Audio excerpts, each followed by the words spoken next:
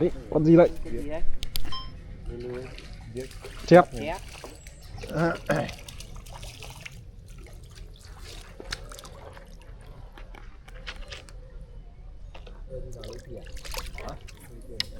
Ui giời, con chép nhà nhô nhô nhô nhê.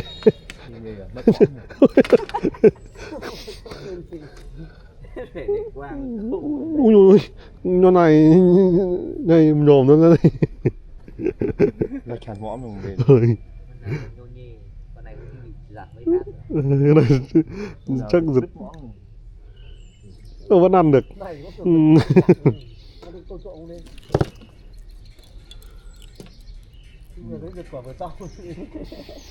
Đứt mồm. Lực ngay. Đặt ở quán ở đâu? Dạ. Ở đối diện như vậy. Mấy anh em? Dạ.